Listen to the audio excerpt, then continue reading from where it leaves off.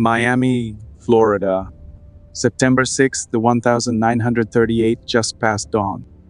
The Packard sedan swerves left tires screaming across wet asphalt as Mildred Gaydon yanks the wheel to avoid an oncoming truck, the car's chrome grille catching the first amber light of morning before it slams into a telephone pole with the sound of shattering glass and bending steel.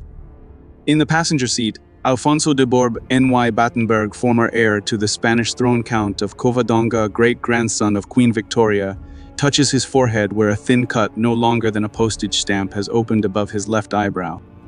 The blood comes slowly at first, a dark bead forming at the wound's edge, and Alfonso, 31 years old, and dressed in a white dinner jacket, still smelling of casino cigar smoke, dabs at it with a silk handkerchief embroidered with the bourbon crest. Miss Gaydon, a 25-year-old cigarette girl who'd been driving him home after a night of gambling, asks if he's all right, her voice shaking, and Alfonso tells her yes. It's nothing, just a scratch, they should get out of the car.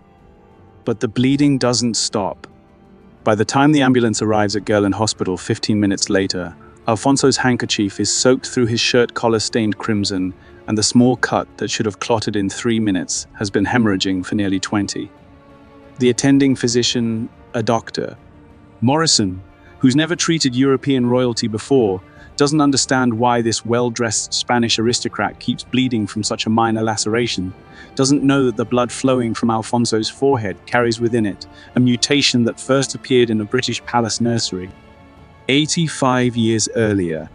By noon, Alfonso de Bourbon is dead from internal bleeding, his brain swelling with blood that his body cannot stop, and the Miami Herald will report the death as a tragic car accident, nothing more.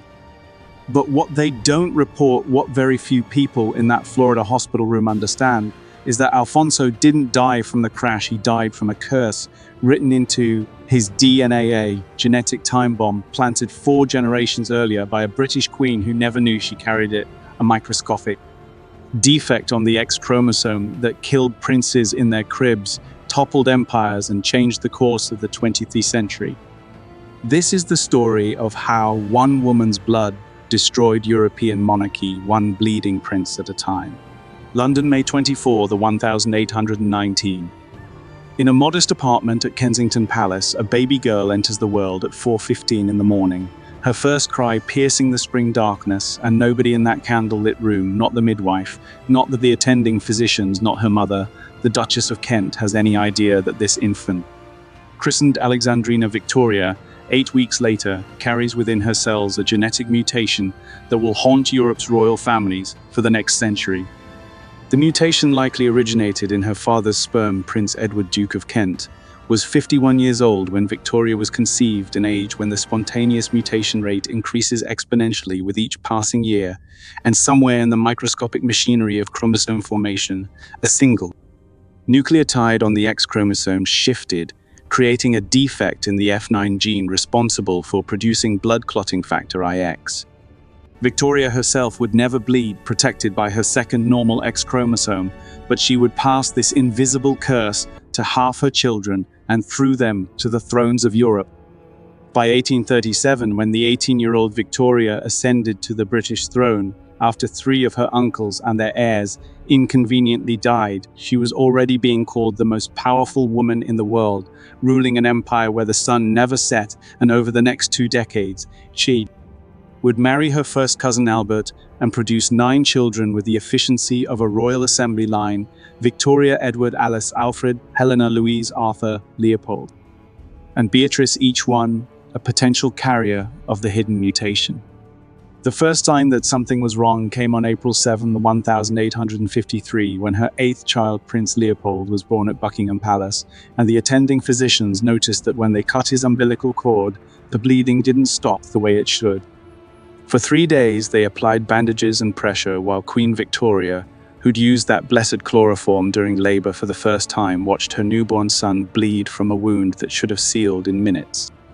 Leopold would survive that first crisis, but barely, and by the time he was 2 years old, Queen Victoria's journal entries were filled with anxious references to poor Leopold's condition, the bruises that appeared on his skin like dark flowers after the slightest bump, the joints that swelled with blood after he tried to play with his older brothers.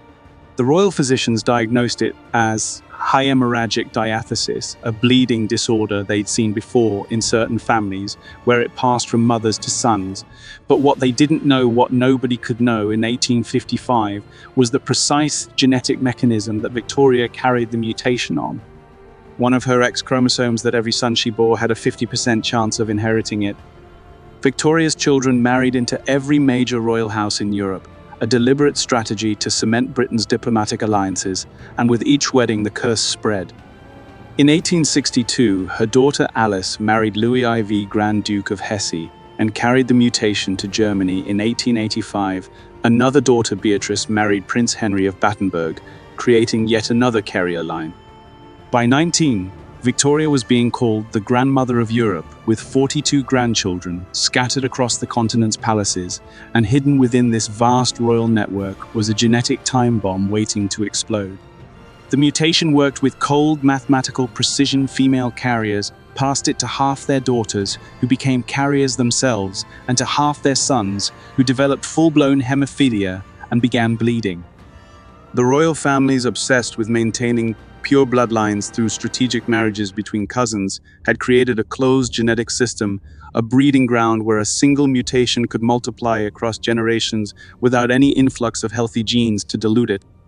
Victoria herself never fully understood what she'd unleashed in her later years, when the deaths began mounting, grandsons bleeding out in their 20s, great-grandsons dying in childhood. She wrote in her journal about the awful disease with a mixture of guilt and incomprehension, insisting she knew of no hemophilia in her own family, which was technically true because the mutation had almost certainly originated with her.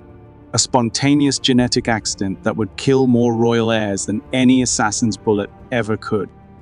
By 1884, when her son Leopold died at age 30 after slipping on a staircase at the Villa Nevada in Cannes, striking his head and bleeding into his brain overnight, Victoria had already passed the curse to 3 of her 9 children, Leopold himself, who suffered every day of his short life, and daughters Alice and Beatrice, who would carry it silently into the next generation.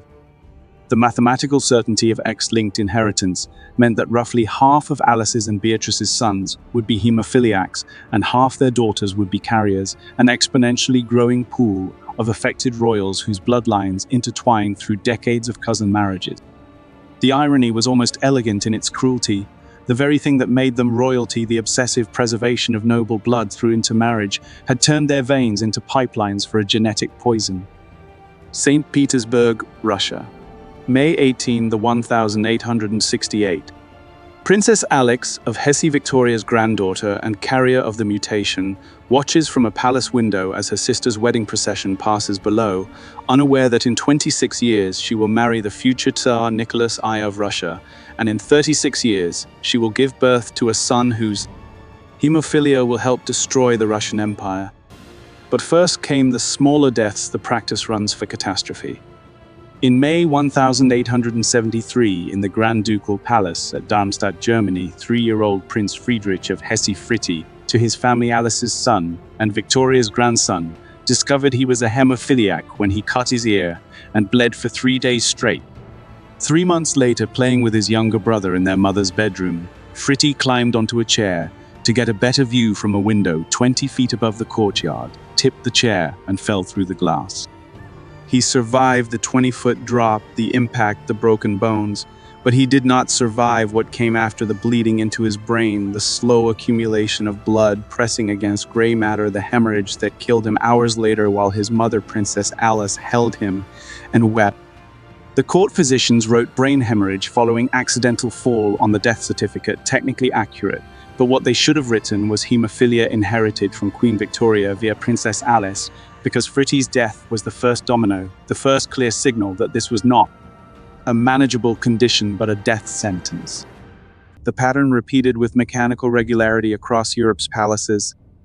In 1889, Prince Leopold Mountbatten's son of Victoria's daughter Beatrice was born with the curse. In 1914, his brother Prince Maurice died at age 23 during World War I press, though whether from German bullets or from bleeding out from shrapnel, the family records are deliberately vague.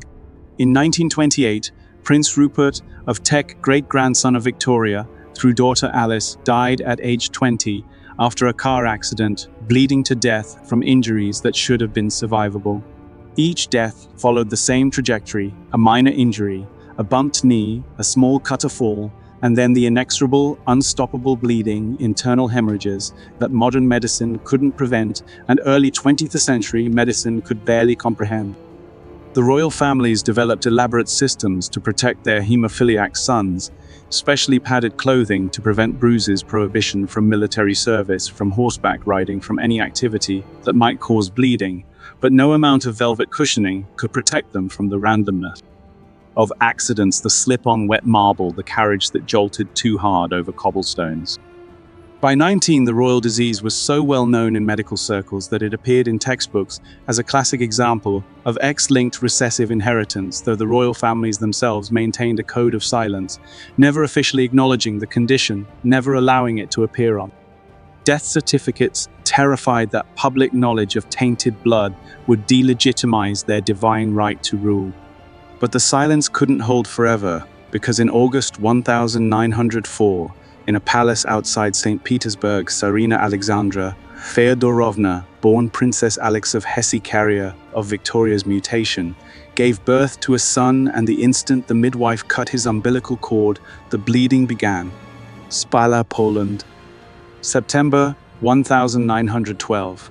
8-year-old Tsarevich Alexei Nikolaevich, heir to the Russian throne, and the most important child in the largest empire on earth, climbs into a rowboat at the Royal Hunting Lodge and hits his groin hard on the wooden oarlock, the impact barely noticeable, a bump that would raise a small bruise on a normal boy and disappear in a week.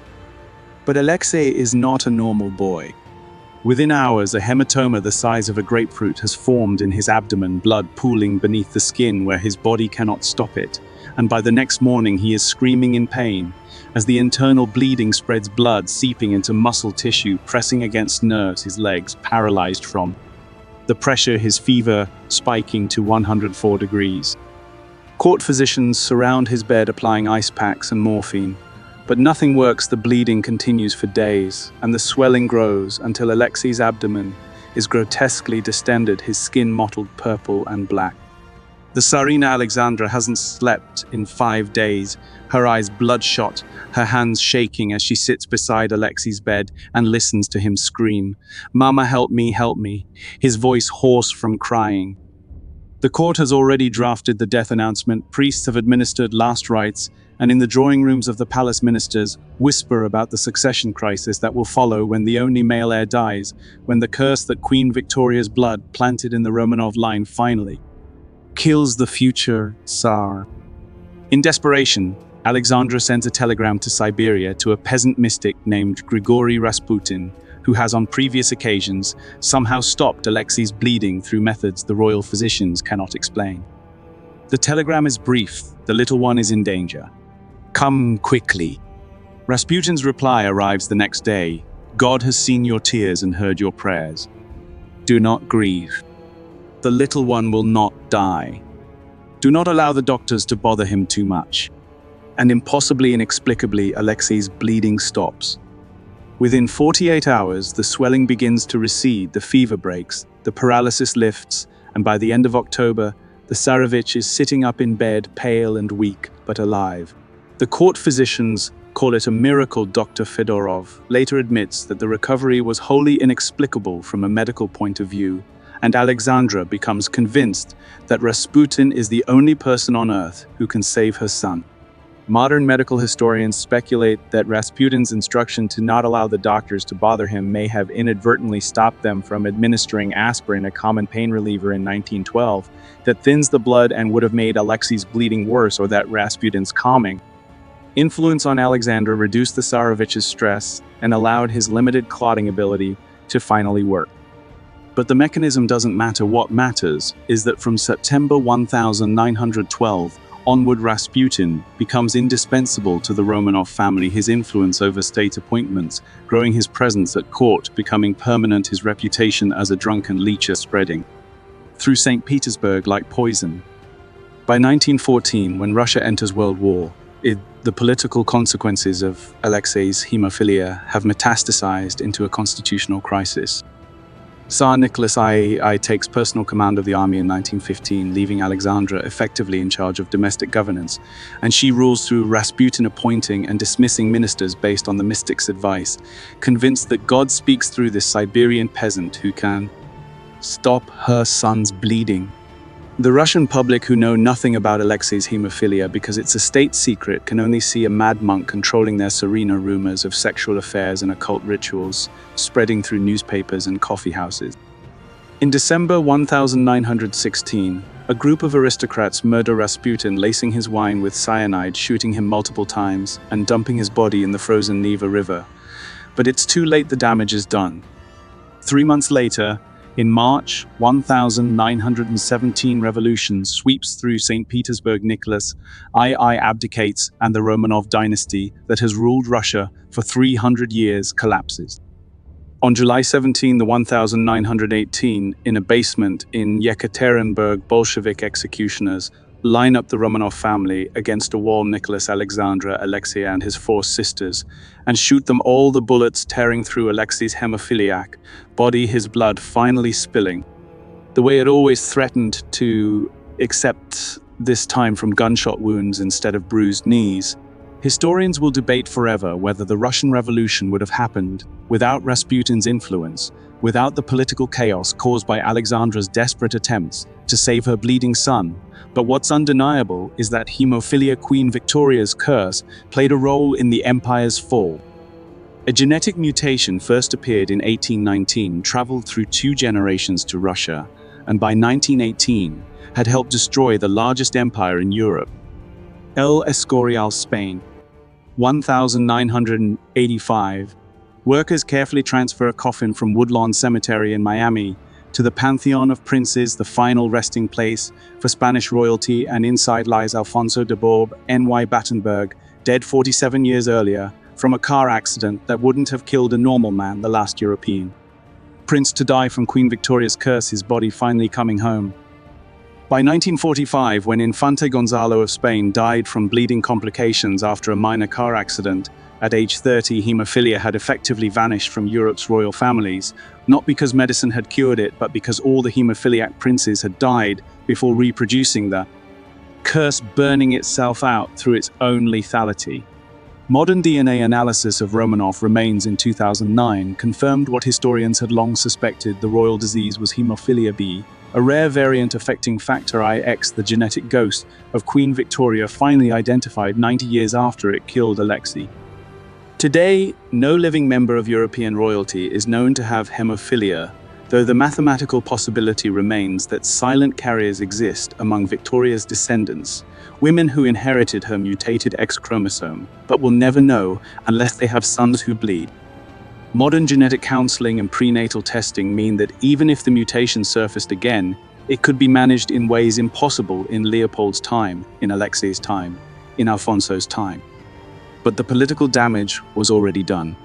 The Russian Empire fell, the Spanish monarchy was abolished in 1931, and only restored decades later, the Prussian throne disappeared after World War I, and across Europe dynasties that had ruled for centuries discovered that their divine right and noble blood couldn't protect them from a microscopic defect on the X chromosome. The very thing they'd believed made them superior, their ancient bloodlines, their carefully preserved ancestry, had contained the seeds of their destruction. In laboratories today, researchers use hemophilia as a textbook example of X-linked inheritance, the royal pedigrees appearing in genetics textbooks worldwide. Victoria's family tree, transformed into a clinical diagram showing how a single mutation propagates through generations. The disease that killed Leopold, Friedrich Maurice, Alexei, Alfonso, and dozens more has become a case study in the dangers of genetic isolation, of closed breeding populations, of confusing social class with biological superiority. The bitter irony is this: Queen Victoria spent her 63-year reign expanding the British Empire and positioning her descendants on every throne in Europe, creating a web of royal alliances that was supposed to secure British dominance for generations. Instead, she gave them a curse written in their chromosomes, a genetic time bomb that killed heirs, toppled empires, and proved that no amount of crown jewels or palace marble could protect against the random mutations that make all humans royal, or not equally vulnerable to the chemistry of blood. The last photograph of Alexei shows him aboard the steamship Rus in May 1918, 2 months before his execution. A thin 14-year-old boy with his arm around his sister Olga, his face gaunt, his body bearing the accumulated damage of a lifetime of internal bleeding. And if you look closely at his eyes in that photograph, you can see something that wasn't there in pictures from his childhood, an awareness perhaps that his blood was different, that the throne he was born to inherit had already been lost, that the curse his great-great-grandmother unknowingly gave him had destroyed not just his body, but his empire. Victoria died in 1901, surrounded by children and grandchildren, outliving her youngest son Leopold by 17 years, and in her final months she wrote in her journal about the awful disease that had taken him, about her guilt over its transmission. But she never lived to see how far the curse would spread, never saw Alexei screaming in Spala, never heard about Alfonso bleeding to death in Miami, never knew that the mutation in her cells would help bring down monarchies she'd spent a lifetime building. The royal disease is gone now, extinct, burned out through mathematics and mortality, but its legacy remains in the empty thrones and abolished monarchies scattered across Europe in the genetic databases that forever link Victoria's name to a cautionary tale of barbarity and hubris. She wanted to create a dynasty that would rule Europe for 1,000 years. Instead, she created a bloodline that couldn't survive 100,